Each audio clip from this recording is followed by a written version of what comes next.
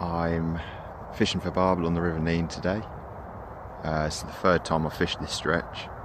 It's an hour and a half drive, so it's not just round the corner. But the river's looking good.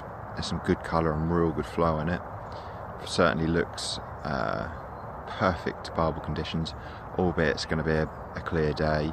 You know, there's plenty of colour in the water, so that should help. I'd prefer it personally if it was cloudy, a bit of rain, but no. So it's 7 o'clock in the morning, the sun's now coming up, it's looking good, so fingers crossed we can show you a fish or two. I'm fishing on a swim that I fished last week where I missed a bite, struck too early, and if you're new to barbel fishing, you'll just wait until the rod starts going, especially if you're on hair rigs.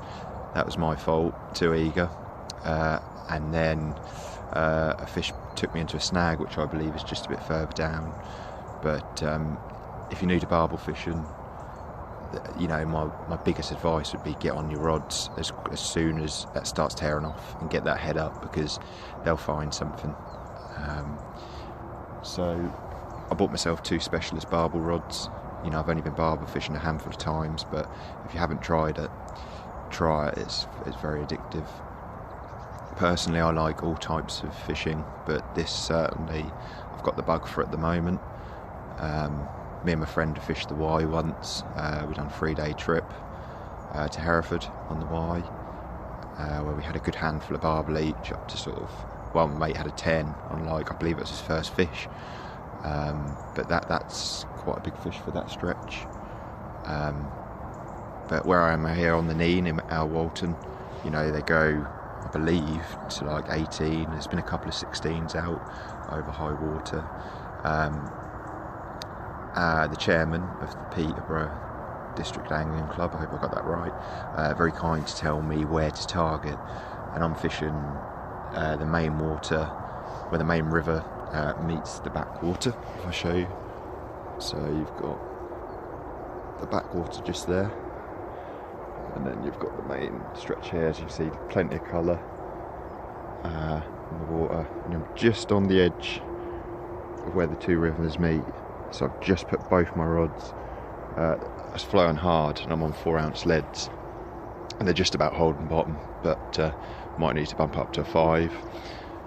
So the tactics I'm using, I've got a cage feeder on one of them.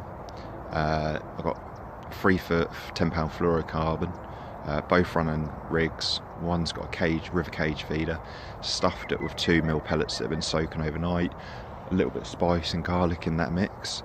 You just want it damp, so bits are just coming out the feeder, you know, with the flow, just creating that scent trail. And then I'm fishing a spicy meat, which I'll show you in a bit and show you how I do it if you want any tips. My personal preference, everyone's different. And then 10mm robin red pellets on the other. Well guys, after a very tricky few hours, I was getting very annoyed at some point, snapping off in trees and all sorts. I finally got something to show you. Weighed them already. 12-pound 8, a River Nene barbel. Would you look at that fish? This is why we do it. Anyone barbel fishing, I've carp fished, I've never had a fight like that. That was in this water, such a scrap. What a beautiful specimen of a fish, absolutely gorgeous. Like I say, 12-pound 8, well chuffed with that. Let's get him back and see if we can get another. Hi guys, well, no more barbel for me on that day, unfortunately. I walked probably a mile up that stretch and down that stretch, trying different swims, go really tight swims with lots of trees, and yeah, some really tricky casts. But thank you so much for watching. I appreciate the video edit. It wasn't the best at all, you know, me switching lens, you know, from portrait to landscape. But hey, I'm going to be uploading my version of the meat that I discussed in that video on a separate video here, so please subscribe to watch out for that, and a few other tips and tricks. You know, I fish for a variety of species, both fresh and salt water, so yeah, make sure you subscribe so you don't miss a video, and tight lines.